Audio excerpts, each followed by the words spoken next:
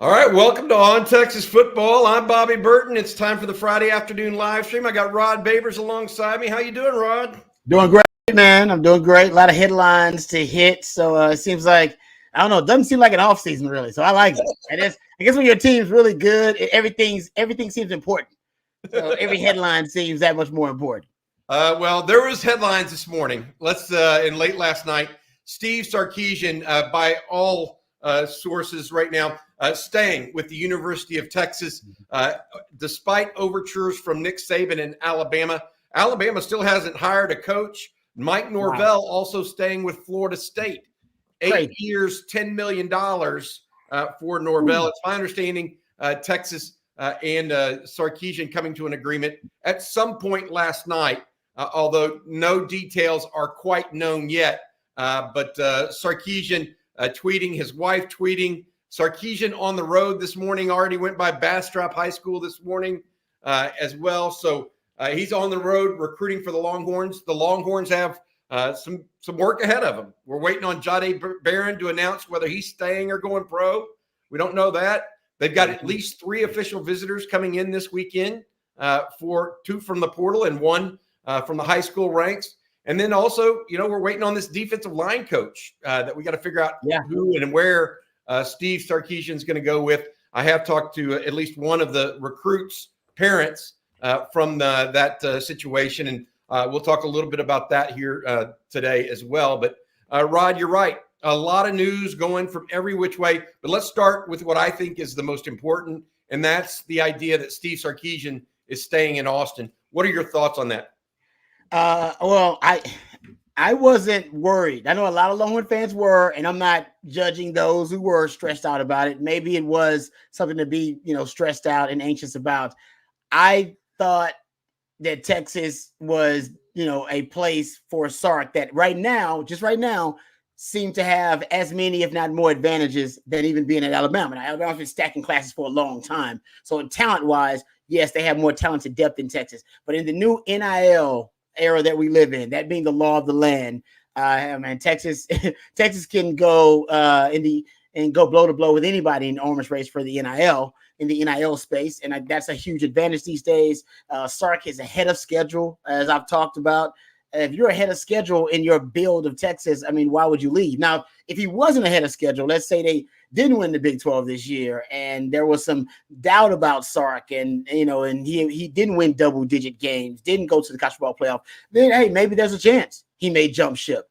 But he's building it all right from the ground up, and he had already seen a lot of signs that Texas not only was ahead of schedule, but that Texas right now is on a trajectory potentially to keep this type of success, maintain this type of success over time. So because of that, Joe Klatt told a great story. And he's really close to Sark, and he's got great sources that Nick Saban wanted Sark to be his successor, that Nick Saban was really high on Sark and told him at one time, hey, I think you could be the guy that could follow me. So Sark had an opportunity, if he wanted, to follow that path and to be the guy that followed Nick Saban. I don't think Sark, I'm not saying that Sark was opposed to it, but in the position that Sark is in right now, I don't think Sark would have wanted that. I don't think he wanted it then, in my opinion. I think Sark wanted to build something on his own. I think he wanted to bet on himself. He did. That bet is paying off tremendously. We'll see what kind of dollar figures are behind that. But yeah, I think he wanted to build something. And I don't think he wanted his legacy to be something that was built on the shoulders of Nick Saban's goatness. Right? Not his greatness, his goatness. I think Sark respects Nick Saban. Nick Saban's a goat. I think Sark wanted to separate himself in a sense and start building something on his own. So I think that's why I wasn't worried about it. And Danny Davis pointed out a great piece that he wrote. He did some rabbit holing. It's been 117 years since a coach has willingly left the University of Texas for another. Just last head coach to willingly leave Texas for another football gig was H.R. I hope I pronounced his name correctly. Shanker. He said that happened 117 years ago, back in 1907. Shanker left UT for Mercer. The Macon Telegraph reported at the time that Shanker chose to move from Austin to Georgia, quote, only because he doesn't like the West, end quote.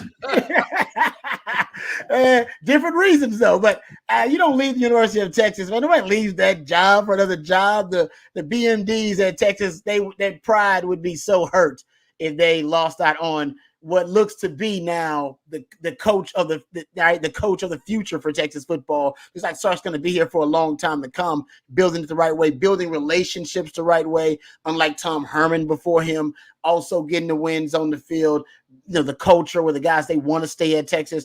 Right now he's checking all the boxes. There was no need for anybody behind the scenes not to want to go all in and fully invest in Sark.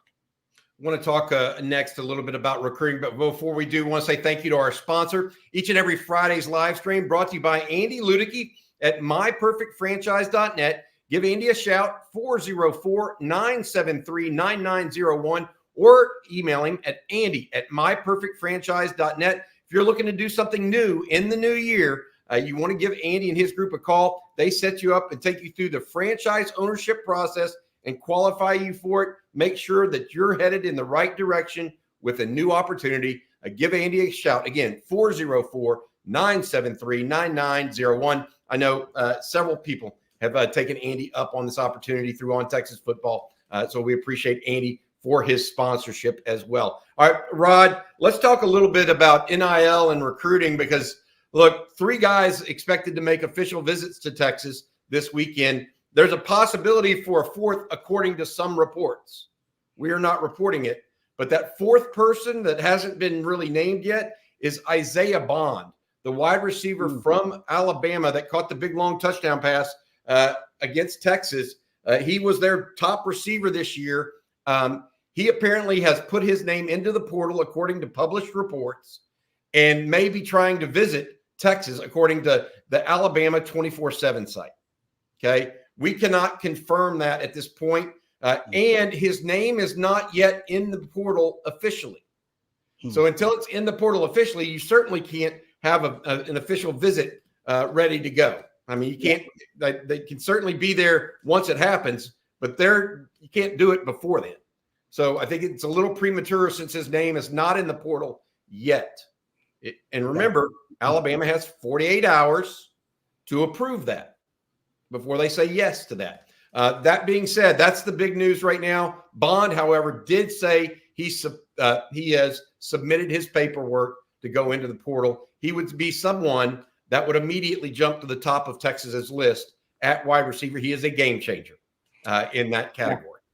And they need him, right? I mean, Texas is losing close to 80% of their passing game. And so the receiving game part of the passing game, pretty much. We know Quinn Ewers is coming back, of course, but you're losing, all of your elite weapons, pretty much. X-Men, JT Sanders, A.D. Mitchell. You can throw Jay Brooks in there as a part of it too, in terms of him being a weapon in the receiving game as a receiver. But I'm with you. I think they could use more proven commodities. That's what they're looking for: productivity in the transfer portal. Matthew Golden, obviously, as they step forward in that capacity, it looks like if they can get, some more of those guys, we've talked about the receivers are targeting in the transfer portal, and we'll continue to do that. But Isaiah Bond would be a big get.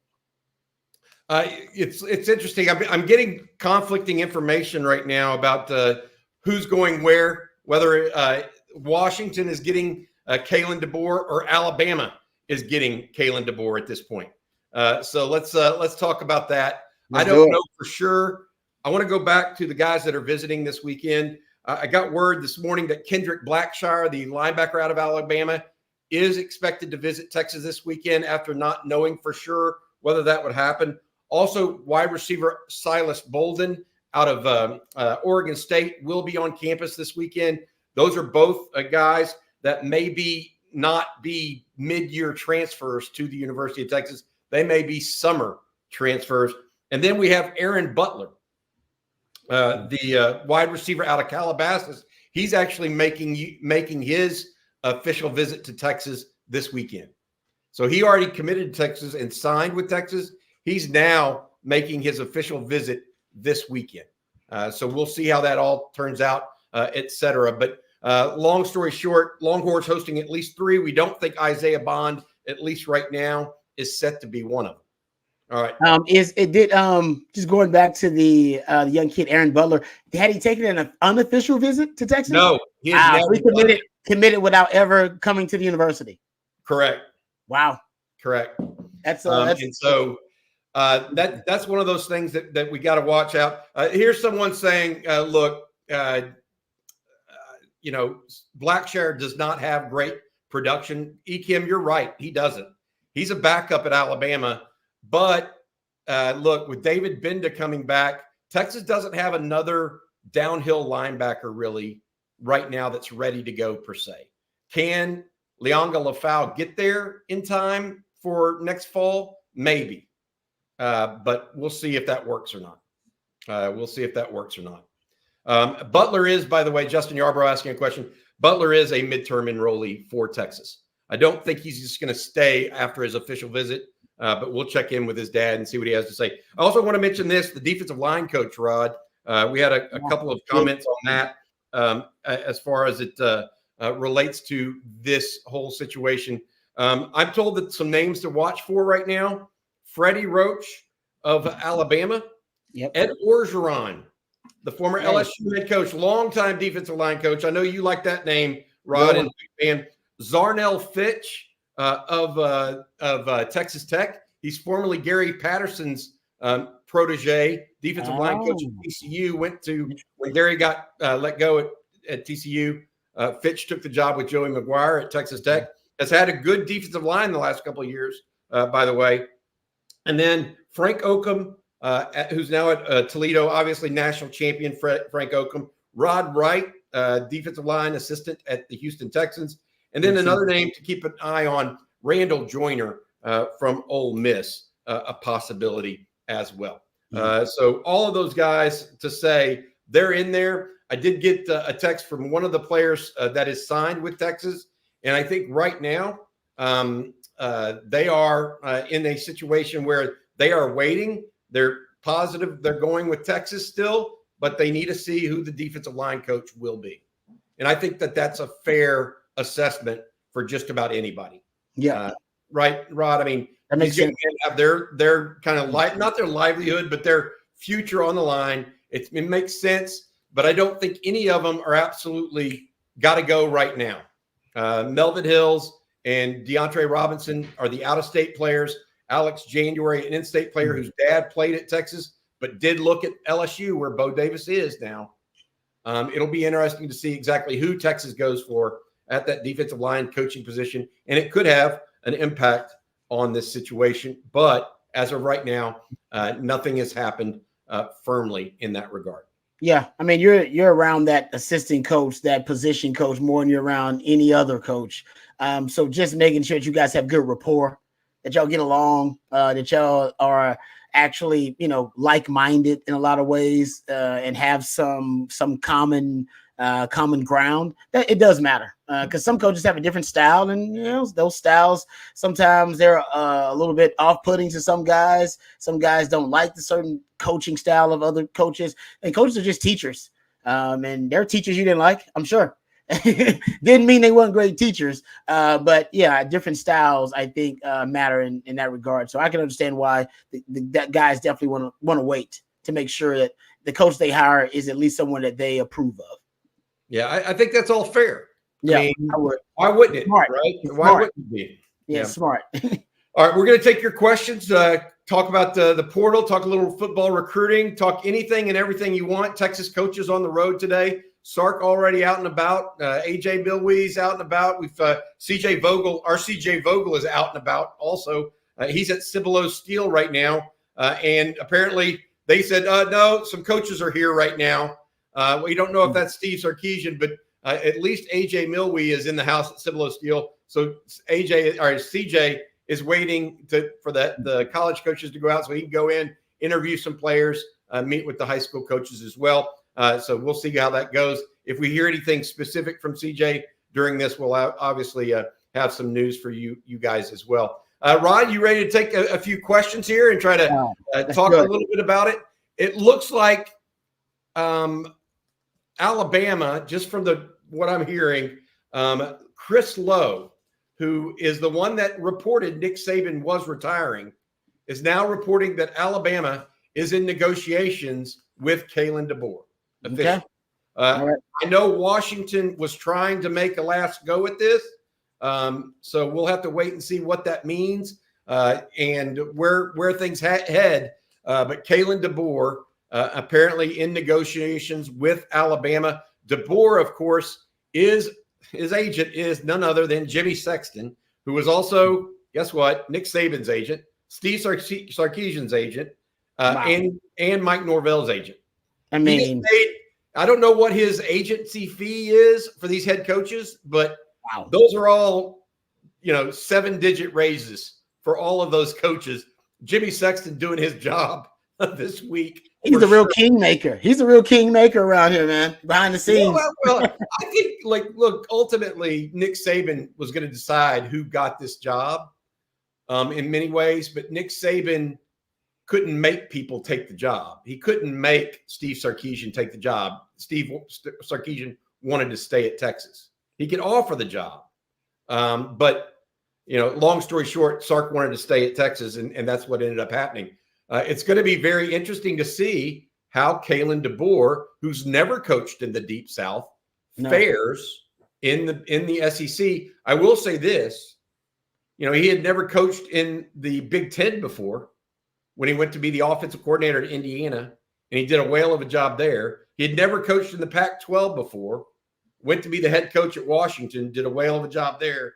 A lot of Alabama fans not happy about this, actually. Yeah. Is it just me, or would you call them crazy? Yeah, I may have wanted Sark more, or I may have wanted, I don't know, Dabo Sweeney, the anointed, child of Gene Stallings. Yeah, heir apparent kind of guy. Yeah, I may have won all this, but can you imagine being disappointed if Kalen DeBoer is your head coach? Yeah, but that's honestly, that to me, that really is a microcosm of what you're going to deal with.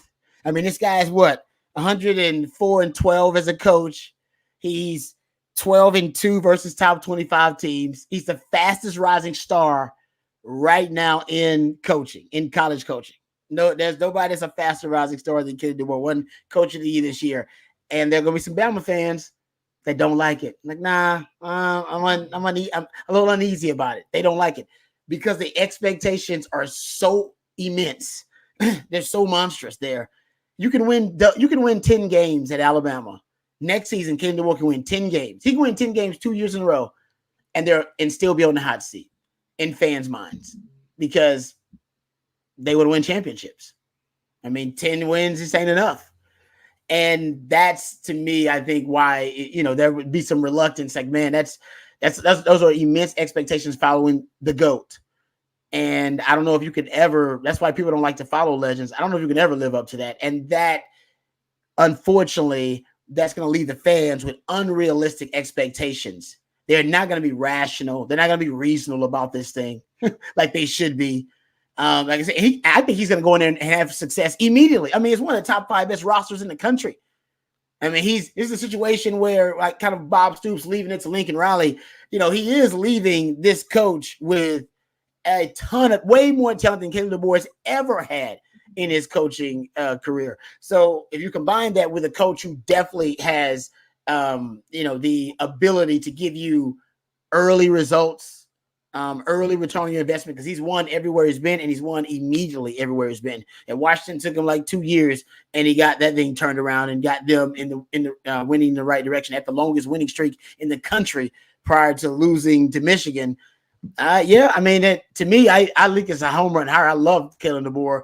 I just don't know if he's going to win. I don't know if he's going to go undefeated and be a one-loss team for the next 2-3 years. And if he's not, Alabama fans will be talking nonsense about how, man, I don't know if he's the right guy. Like, he's a hell of a coach. I don't know how you can say that, but that's when you're a prisoner of excellence, which whoever takes that job will be because of the excellence of one Nick Saban. Dude, it could be trouble. I mean, that could really, as a coach, I can understand how that could mess with your psyche and your confidence as a coach when you're all about winning games, and winning double-digit games is a huge accomplishment for any coach, and yet it wouldn't be enough there. Remember, ask Mac Brown about it. And Mac Brown got to the point where he was winning 10 games, and Longhorn fans were like, man, Mac, Mac just don't know. He can't win big games. Like Mac he can't beat Bob Stoops, can't beat Oklahoma, can't win big games. We was winning 11 games, and we considered a disappointment. I remember those years, and y'all were right. I think Longhorn fans were right to be disappointed because we didn't beat Oklahoma in those 11 win years, my last 2 years, and we lost in a Big 12 title game. And we lost out on any BCS opportunities.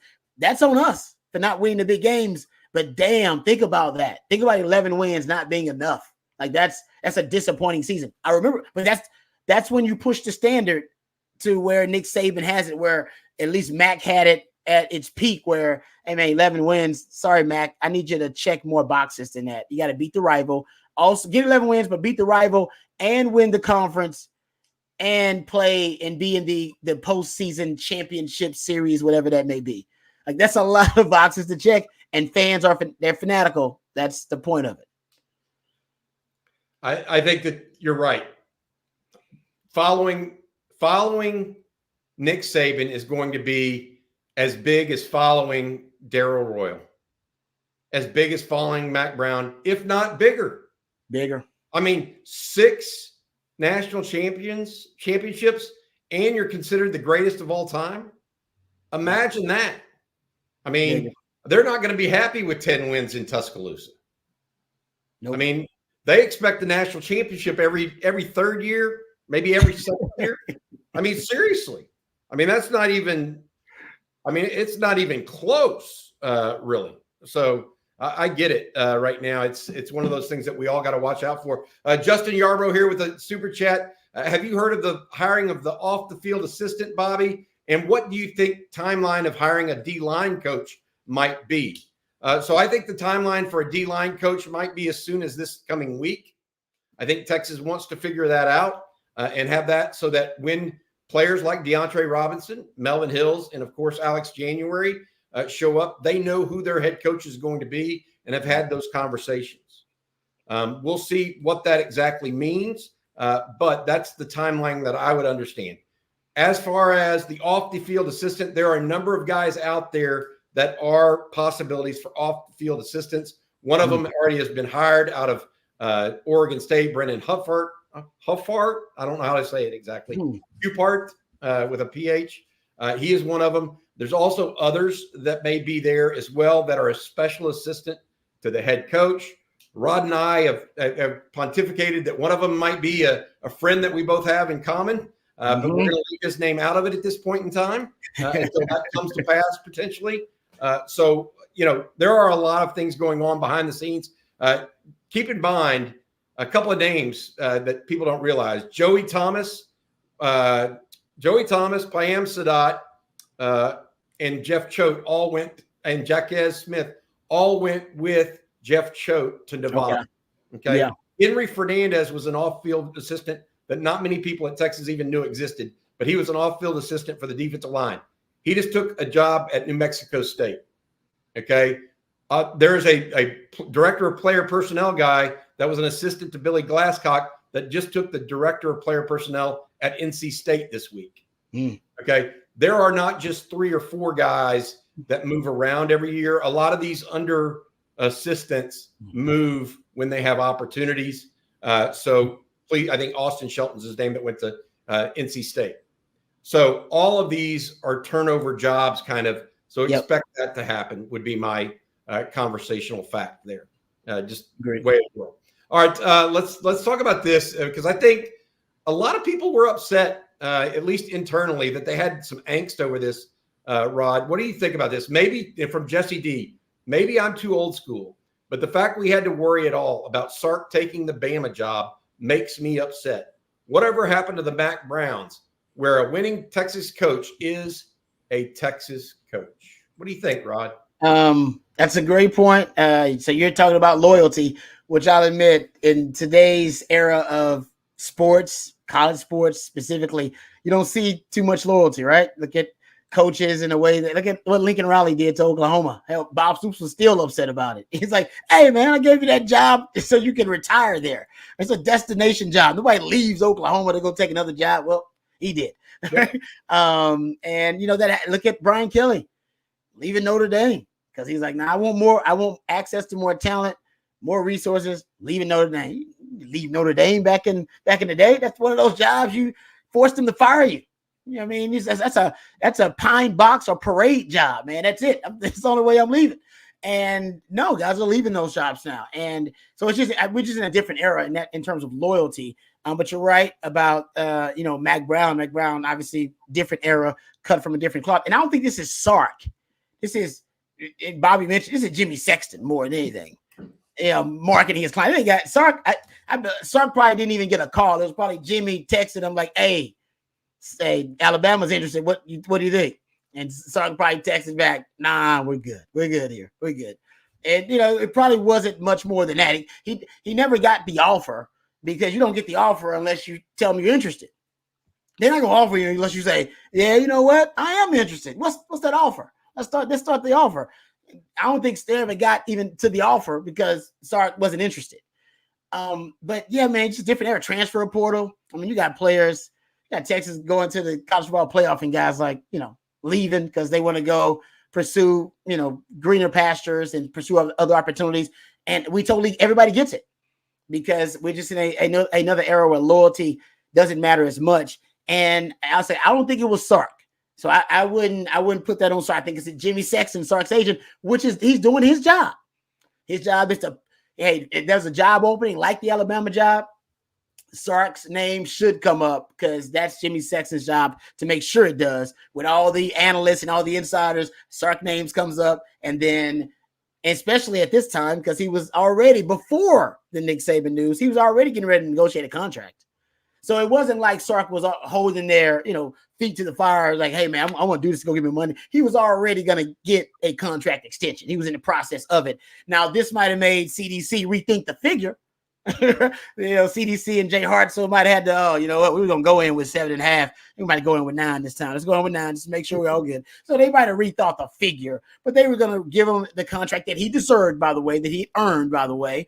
And so I don't think it's Sark. It's Jimmy Sexton, but at this point, I get you. They're working together, and you just don't like the new era of college sports. And trust me, it's a shady, seedy era. And I'll throw this out there. Listen, Deion Sanders and you might not like Deion either, but Eli Drinkowitz too. He was on with 790 in H-Town. He was on doing a radio interview at the time the Nick Saban news was announced and broke. And his first reaction, I'm paraphrasing, was, "We're ruining a great game." And he basically got upset he started talking about the changing landscape, the unchecked NIL and the unchecked transfer portal world that we live in now. And so talking about how that kind of, he implied it chased an aging Nick Saban out of it. Like, nah, man, this job is way different than I thought. And Deion just flat out said it. Deion just flat out said it in a tweet that chasing Nick Saban out of it in that way. We're just living in a drastically different world of college sports than we're used to. And we're not going back. It ain't going back. And I don't know if loyalty will ever be valued in the way that it once was, unfortunately. That's one of those traits and values that we're never going to have it again. I think that's part of it. Professionalism seeped into it, guys. Yeah. Big dollars seeped into it. It was one thing when a big salary for a college coach was $100,000 a year. I mean, I remember believe it or not, I remember those days. 6 figures, huh? Yeah, 6 figures was a big salary for a college head coach. That's not that. I mean, that's in my lifetime, right? I'm only 54. It's not like I'm, 95. I mean, yep. I remember those times. And I will say this, it's also a different time for the players. Yes, it is. Name, image, and likeness. And so all of that mixed into one soup makes a different game altogether. And money is the root of all evil, according to some. But it's also it's the path forward for a lot of people. It is. Right? No doubt. Take care of their families. And so I look at it, and I remember those $100,000 coaches. And now I hear today that the number on Mike Norvell at Florida State, $10 million a year for 8 years. So $80 million. $80 million. And this is a guy that had, I think, 2 consecutive losing seasons to start his career at Florida State. Hey. Now, admittedly, that program is on the rise, just like Steve Sarkisian has the Texas program. Yes, sir. Rise. But think about that. Damn. That's a lot of wampum in a 20-year time frame. What stock is gained? I guess Apple has gained that much, or Apple and like Google or something. But I'll say this, Bobby. I'll say this every time I see those numbers, I'm going to regret not going into coaching a little bit earlier. And I'll say this: I still may decide to go into it as an old man, just to get some, because I'm just trying to get to six figures. I don't need to get to $1 million. I'm just trying to get to a good $500,000. I can probably do that at Tulane. You know what I mean? You know what I'm saying? Hey, them numbers right there make you rethink your life choices, Bobby. Hey, by the way, Isaiah Bond, I mentioned before that he had not. I wasn't sure if he had been put into the portal. He now is officially in the portal. And Bama 24/7 is reporting that he is expected to visit Texas over the weekend. I did not have that name on my list earlier today. The three that I had coming in were Kendrick Blackshear, the linebacker out of Alabama, Silas Bolden, the wide receiver out of Oregon State, and Aaron Butler, the high school player out of Calabasas, California. Those three expected to visit Texas this weekend. If Isaiah Bond comes to Texas this quickly, look, Texas is clearly making its case to be the attractive spot for major college transfers. Like major ones. Is Isaiah Bond as good as Evan Stewart, if not better, in your opinion?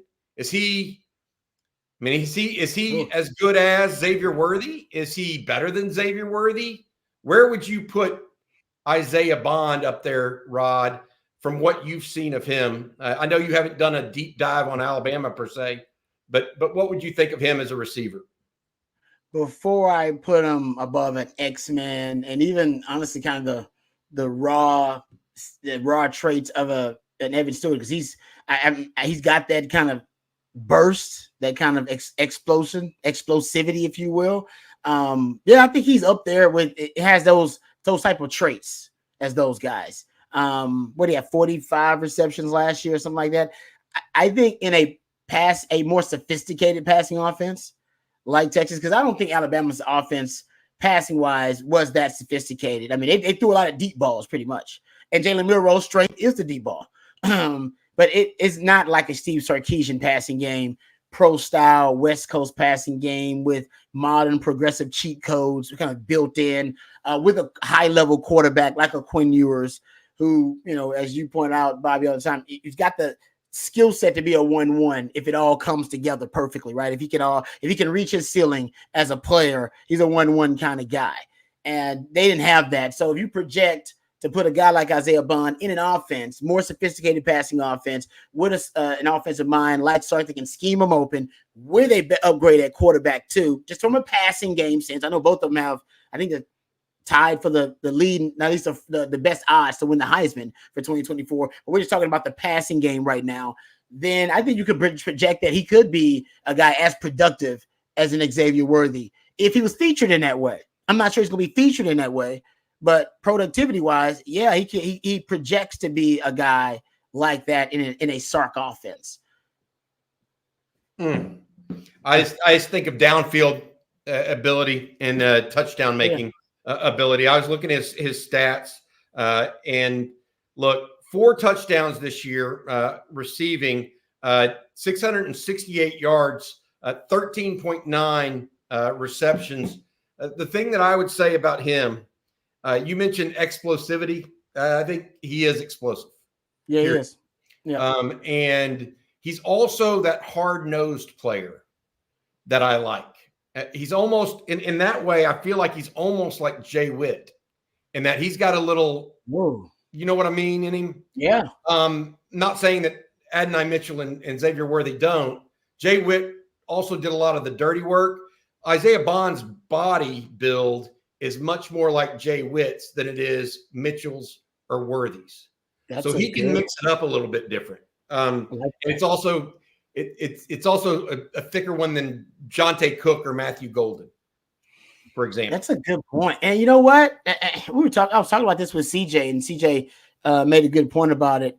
Replacing Jay Witt as a blocker is really. I mean, he does a lot of the dirty work in the passing game. Your short screens and the tags on the RPOs, and he's the guy that they bring in motion. They want to run those little slip screens with him. They do a lot of that with him, and underneath stuff, the short game stuff, extensions of the running game, pretty much. Oh, long handoffs, but the blocking. If you go watch Sark, sometimes he'll go with 12 personnel. He'll take X-Man or AD Mitchell off the field and just keep Jay Witt in there because he knows now we're going to run the rock. And Jay Witt as a blocker is the best blocking wide receiver in the Big 12. And he'll motion him down where he's cracking down on a linebacker, or he'll motion him into the backfield and make him a part of the run blocking in the backfield. I mean, he's done that a lot with Jay Witt. He trusts Jay Witt as a blocker.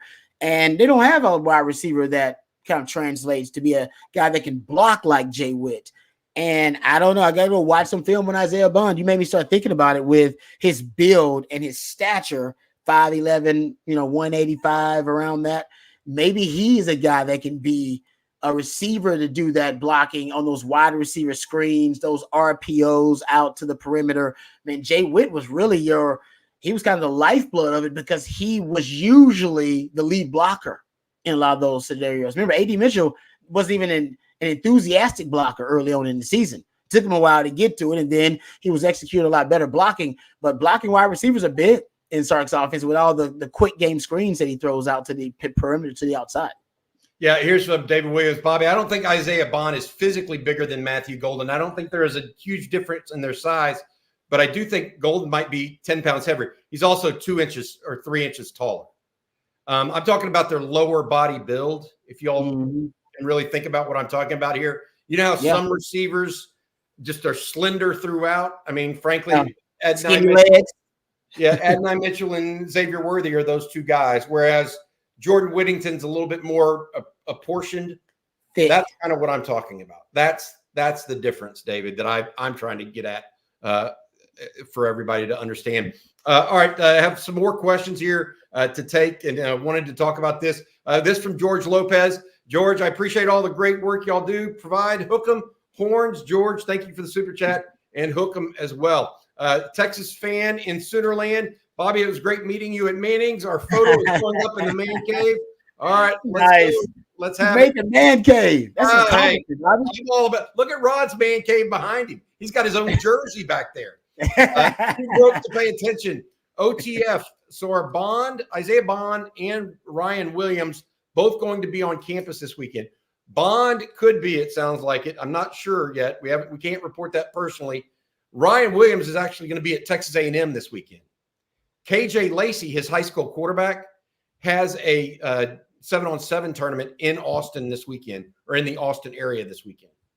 So his high school quarterback Ryan was expected to be in College Station for an official visit with the Aggies. So not both. Maybe hey, you know what? Maybe he flies into Austin and drives over to College Station. Yeah, they don't have a big enough airport there in College Station. All right, this one from Jay Wilson. Get your thoughts on this, Rod.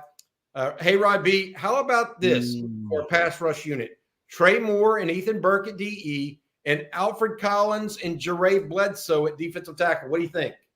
Oh, I like that. Yeah, kind of your NASCAR package, right? Just put your best pass rushers on the field in predictable passing situations. Jay Wilson, I love that. I do. And I don't know if the young Colin Simmons shows that he can just straight up rush the passer. He's a natural pass rusher like we think. Hell, man, you can throw him in the mix too in that kind of NASCAR package. And don't forget, Sark said Anthony Hill's his best pass rusher, at least last season, along with Byron Murphy. And Byron Murphy, he really is a really uniquely gifted pass rushing D tackle if you actually started watching film on him, because I was watching some film on him earlier this week. But anyway, but I digress. I totally agree with you. You can put teams in more predictable passing situations. Man, Trey Moore along with Alfred Collins, Ethan Burks. I think Ethan Burks got some natural pass rushing skills too. And let's see if Barron Sorrell's got something to say about that, right? Let's see if he can make more splash. But I think people are starting to see Barron Sorrell as just a run-stopping, assignment sound defensive end. And I think he needs to change that narrative. He's got to shatter that narrative and show that now, I'm assignment sound. Yeah, of course. I take care of my job. I do what I got to do, but also I can make splash plays. So I think you see some guys like Ethan Burke and Jeray and Jeray Bledsoe, and Barnesville take their pass rushing game to the next level, especially with the loss of Sweat and Murphy, who were guys that would either collapse the pocket from the inside or were able to rush the pass or create pressure from the inside. People are saying that Kalen DeBoer has been named as the head coach, or will be named as the head coach now. It's amping up. Obviously, I can't monitor that and take care of the chat at the same time, but I'm seeing that, and thank y'all for those of you guys posting in here and letting us know of things going on as we know this. I will say that Steve Sarkisian was absolutely approached for this job. So this is not news in any way. He absolutely was approached for the job. We'll see exactly what that means and what the result of it is for his contract extension at the University of Texas. I think it's going to be possibly the largest contract ever for a University of Texas football coach. So let's get prepared for that to be a reality. Not really a surprise, but a reality. This one from Ancient Drummer. Would Ed Orgeron, a Natty winning head coach, consider taking a seeming demotion to defensive line coach? Here's the deal. He wants to coach football. Money doesn't matter to him anymore. He got $17 million walking out the door. He inquired about being a defensive line coach at Florida back when Billy Napier took that job. So he just wants to coach ball, maybe. That's the only way this happens. It doesn't happen because he wants a gazillion dollars or wants some big title. Ed Orgeron decides whether or not he wants to coach ball again or not. I will say my gut is he's a lifer. I know he's been enjoying his time being out there and stuff, but he hasn't been really a personality that's been on the media circuit. You know what I mean? No. Like he didn't get a – now that may be because his dialect is so – or his accent is so strong. He's hard to put into those scenarios. He's been on talk shows and stuff like that, but he hasn't been a media guy. Mm-hmm. And the reason why that is because I think in his gut, he's a football guy. And so that's where I'm at. And I do think like he's had opportunities and been in the pros. I think he is a guy, and Rod and I were talking about this prior to us going on today. He's a guy that connects with college kids. I really believe that. Rod talked about it, and Rod's word for him was energy. Great energy. Some guys just bring a certain energy to the game that I think is meaningful in the college game. Ed Orgeron is one of those guys, Rod. Totally agree with it. And it translates with young people. And I like what you said about him. He's a ball coach, wants to be around ball. And you're starting to see that more and more, right? We talked about that with Gary Patterson. Like Gary Patterson, he wants to be around ball, so he becomes the special assistant to the head coach, so he can just be around the game. And that's the guy that is a Hall of Fame coach that decided, I just want to be around ball for a while. I miss it. And I think Edo's the same way. And usually guys will do that, like you said, through being a broadcast analyst. They'll let you on those shows. They got plenty of them to talk ball, and he's accomplished enough where his resume speaks for itself. And yet he hasn't done that, maybe for other reasons. But yeah, his energy translates, man, and it's great in recruiting. Like that high energy that he has. And it's authentic, by the way. It's real. It translates in recruiting, and he's a great recruiter. Matter of fact, he was the first name I brought up to you. We had our first live stream that we did post, the Bo Davis news. And I said, man, what is Edo doing? What is that dude doing? Go find out. Because I wanted the same thing, Ancient Drum. I said, man, I wonder if he'll even take it. He wants to be, this is a guy that's been at the top of the mountain, national championship winning head coach. Would he take just being a position coach again? And you just made me feel really good about, yeah, he would. Because he just wants to be around ball. And it's not about money for him. Got plenty of that. But I've talked to these coaches. You've talked to a lot of coaches too, Bobby. They are bored sitting at home doing nothing. They are. They're built. They're just built different. All right. They're cut from a different cloth DNA. These guys are task oriented, and they're used to being up at the crack of dawn, breaking down film and doing things. And then they're used to working late in hours to accomplish a goal. Task oriented. And when you take that away from them, a lot of them, man, they just want to get back to that regimen. They want to get back to that focus every day, and they miss it. They miss being around the team. They miss the camaraderie. And I think he might be one of those guys. Hell, I miss it. I think they all do when that time is up. So I think you're right about Edo. Yeah, I think that certain guys are just meant to be in that setting and meant to promote that kind of stuff. So it looks like Kellen DeBoer will be there. We got CJ Vogel coming in with us here in a second, Rod. CJ, how you doing, man? Good, guys. I'm hoping this camera angle and audio work well enough. I'm sitting in the car. I just left Cibolo Steel down here, so a lot going on right now. I know we're jumping right into the mix of everything going on in college football. Well, so who were the coaches over at Cibolo Steel when you were there today? You texted me saying you had to wait outside for some coaches to leave. Yeah, Texas. There was Texas representation here. It was Coach AJ Milwee. I think Sarkeesian was expected. I don't think he actually made it in, but Coach AJ Milwee was on campus here at Steel. Steel has a ton of talent, a couple of receivers that will be making their way up to the Texas Junior Day next week as well. But so far, I mean, a pretty good representation for Texas. Yep, interesting. Texas, this is their Central Texas Day. We've talked about that. Explain what that means to maybe the listeners that don't understand what we're talking about there for high school recruiting.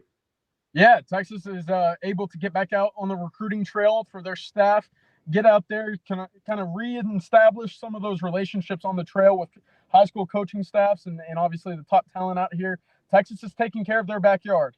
And that's been a kind of a question mark and a red flag in some concerns with prior staffs. Texas is ensuring that right now it is not going to be an issue under Steve Sarkisian. Texas is all over the place. Bastrop, Manor, Lake Travis, Westlake, all over the central Texas area, going up to Waco Connolly and Lake Belton, where that was a pretty heavily recruited area under the last cycle as well. And then clearly today down here in San Antonio, up here in Steele, that's exactly the exact case as you know, I just mentioned with Coach AJ Milwee up here as well. Let me ask you this: the players at Steele, the player at Brandeis, the wide receiver. You mentioned two of them visiting Texas in a couple weeks.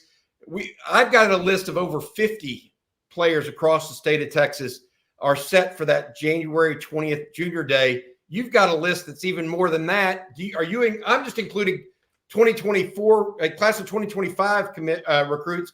I think you're talking about 2026 and 2027 players that are highly recruited as well.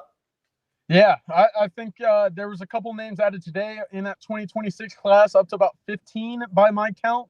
2027, I know that there's a quarterback coming in, one that, you know, Texas won't be having a lot of quarterbacks on campus next week. So it's clear Steve Sarkisian is seeing something in that 2027 prospect up there as well. I think Jeff Underwood is the name.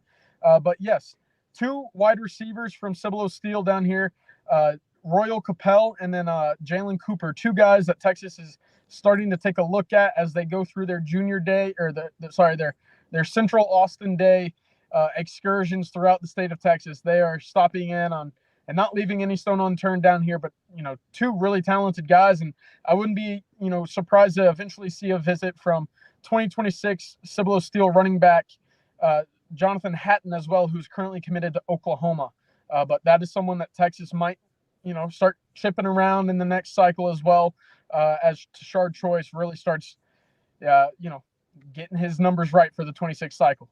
Got one more question for you, then we'll let you go. I know you're busy and need to get to another school here, CJ. The thought process, KJ Lacey coming in this weekend.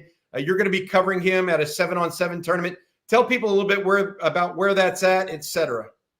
Yeah, it's a pylon 7-on-7 tournament, one of the big ones down here in the state. It'll be down in Lockhart, Texas, which I just, you know, learned a few minutes ago is actually not too far from where I'm at now out at Steele, but about 45 minutes southeast of Austin. So he'll be able to easily move back and forth from the airport to the tournament, back up to campus for a quick stop prior to his visit again 2 weeks from now with Ryan Williams that same weekend. So a lot going on for KJ Lacey. 2 trips to Austin and 2 that will really, you know, help alleviate some of the outer noise and concerns in terms of holding on to his verbal pledge if you're the Texas staff. Well, the fact that you didn't know, I got to say this, I'm a little disappointed, CJ, but you're going to you'll grow and you'll get older. Okay. Terry Black's Barbecue in Lockhart. Okay. That's all I'm going to tell you. Okay. Go give it a try. Oh, yeah. Best barbecue in the state, probably in the city of Lockhart. There's one. I know Just that gonna put that out there. You need to stop by. You need to tell the local. You need to tell the Pylon 7-on-7 tournament people. This is where they need to go. I'm in. All right. All right. Hey, CJ, you be good, bud. Thanks for coming on. Thanks for stopping by, and best of luck to you. Okay. Thanks, guys. All right. Thanks, Thank you, man. Hey, CJ, they're giving us the latest and greatest on the road, on the recruiting trail. Kalen DeBoer, the news leading right now, the next head coach at the University of Alabama. Steve Sarkisian staying put at Texas. That news broke late last night with a tweet from Steve Sarkisian, followed by a tweet by his wife, followed by a follow-up from the president of the university responding to that tweet.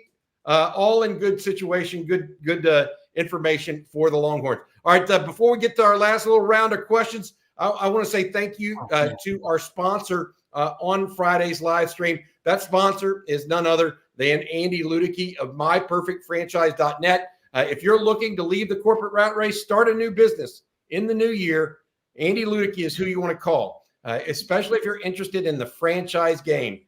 Visit MyPerfectFranchise.net. Email him at I'm Andy at MyPerfectFranchise.net or call him 404-973-9901. That's 404-973-9901. Again, that's Andy Ludicky. All right, I want to do a reset a little bit for people that have just joined us.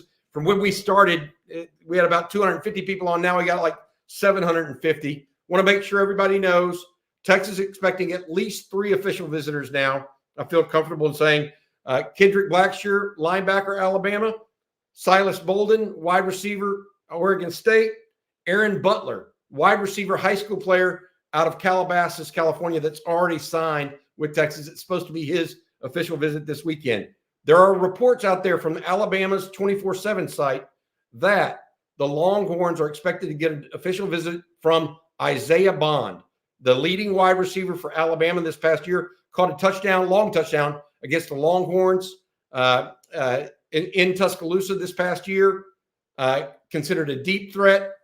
He apparently just put his name into the portal. That entry into the portal is now official in public, and he is potentially visiting the Longhorns this weekend. We talked about that. We also talked about the potential of defensive line coaches: Ed Orgeron, Zarnell Fitch, Freddie Roach, Randall Joyner. Some of the names I'm hearing. Waiting to see. We talked about Rod Wright and Frank Oakham. Well, the defensive line coach for the Houston Texans is also Chris Kiffin. He, of course, is Lane Kiffin's brother. And there's a strong tie between Steve Sarkisian and Lane Kiffin. All of those names, I hadn't heard Chris Kiffin until someone mentioned it in this chat. But I do know that Orgeron, Roach, and Fitch are somewhere in there. Now, I'm not saying they're going to get the job, any of them, but somewhere in there, possibility. Rod, what are your thoughts right now on this overall and this entire process of what's going on at Texas right now? Because it has been just one thing after another. I mean, you get where things stand right now. It just seems like the calendar for coaches is right. There's always a lot going on. There's really no downtime for the coaches anymore. And you see that now with the way the transfer portal is set up. Now you got to worry about the cycles of the coaching hirings and firings and how it affects every staff, and it will affect Texas too. But I think it just shows you Texas is in a really good place. Because the reason that you're worried about your coaches leaving is because you assembled a great staff and teams want to replicate what you're doing, or they covet the coaches you already have on your staff because they're really good for promotions, for positions that are obviously considered for them a better opportunity, or like in the sense of Bo Davis, as Sark said, he's the best defensive line coach in the country. And there's, LSU that was trying to poach him and successfully did. And I know a lot of Longhorn fans were paranoid about it. And we just talked about the different candidates that are going to replace him. But guys, that's a first world problem. because Sark did a great job assembling the staff. He's got guys on his staff that are coveted for other positions and for positions that are higher up in football staff. So I think it's a really good sign for Texas. A really good sign that Sark's about to get paid a lot of money. We don't know what the dollar figure is, but he's getting paid a lot of money because he not only proved himself, but he exceeded expectations. And the program is ahead of schedule. Now, the timing is great for Jimmy Sexton and company that the contract negotiation also happens to coincide with the GOAT, Nick Saban, stepping down and retiring. And then a lot of the talk is that Sark's one of the prime candidates, or should have been one of the prime candidates to replace Nick Saban. And I'm with you. I figured that was a short phone call or a short conversation, and maybe even a text, that Sark did not even entertain the idea of going back to Alabama because of what he's built already here at Texas. And even Joe Klatt said he had the opportunity to follow Nick Saban. And he said Nick Saban actually wanted Sark to be his successor. And Sark chose Texas because nobody turns down the job at the University of Texas. But if Sark really wanted that job and really wanted to follow Nick Saban at Alabama and be the head coach, there was a path. And I think that's the point that Joe Klatt made. There was a path there. And Sark didn't take that path. Sark wanted to build something on his own, wanted to build, something that could add to his legacy. Not saying he didn't, want to be a part of what Nick Saban built, but I think he wanted to bet on himself and he wanted to build his own legacy. And what he's done here at Texas in the first 3 years has been unbelievable. I mean, it's pretty extraordinary what he's done so far. And why would he leave that to go, to kind of put his legacy on the shoulders of Nick Saban's GOATness? I don't see that. I think Sark is a guy that he sees himself as a guy who potentially could be one of the great all-time coaches in college football. And Texas is going to give him all the resources to be able to accomplish that. So I was never worried about him leaving. I know some fans were. I'm not knocking that, but once you're at Texas, you don't leave Texas. Danny Davis pointed that out in his piece with the Statesman, right? It's been 117 years since a coach willingly left the University of Texas for another head football coaching job. It's not one of those jobs you leave once you get it. Guys want to retire from that job, and it doesn't usually happen. That's a hard job because the expectations are so high. But I wasn't worried about Texas, having to deal with Sarkeesian leaving Texas for a better opportunity right now because of what he's done. I don't know if there's a better job right now in college football, considering the place that Texas is in.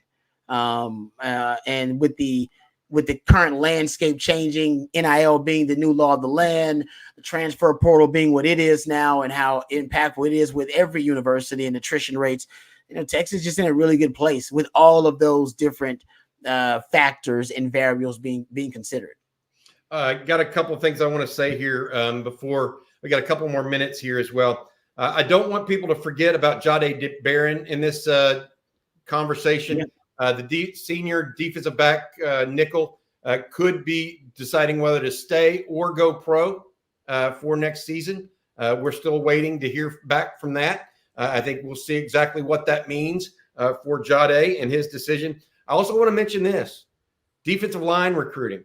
Don't forget, Texas signed 3 guys on the defensive line this year: Alex January, DeAndre Robinson, and Melvin Hills. Alex January I got a text from Alex January's father, said, hey, look, we're taking it all in, waiting to see who Texas hires as a defensive line coach. Some guys are upset. Obviously, that's the way this thing goes because they were told that Bo was going to be there. Bo told them he was going to be there, by the way. And so I think we need to monitor those 3 defensive linemen in case anything were to happen interestingly there, particularly the out-of-state guys. So Jahdae Barron and the defensive linemen are guys that we need to be aware of right now and what's going on there outside of just this. All right, we got a couple minutes for more questions.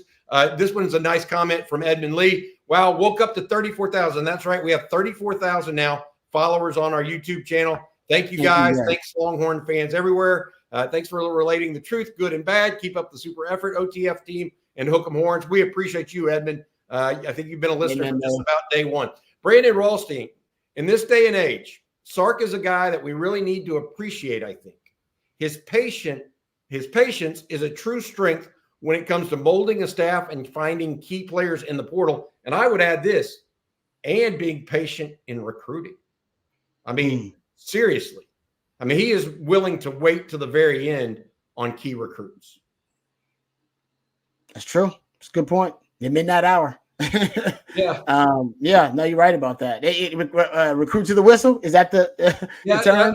And they do that very well. Yeah, I think that anything like this where, Rod, we have to worry about Sark not being the right guy. I'm not saying that I'm done with that conversation, because you always, I mean, what have you done lately for me in the coaching business? Look at Bill Belichick if you want to know that, you know. So my take on it is a little bit different in that I think that I'm not worried about that. I'm worried about how he can improve day to day, piece by piece going forward. To me, that's the important part of the next year to 2 years, as the roster grows up, as these top 3 recruiting classes get older, as hopefully he gets another. I mean, I got the list of the 2024s coming in, or 2025s coming in next week. He just has to keep adding on to it. That's how Nick Saban got to where he is. It wasn't just this one, sea change that he got. He kept going and going and going. And it's incremental improvement. And all of a sudden you improve a little bit, 365 days a year, a little bit each day. You're looking up at a vastly different program 365 days later.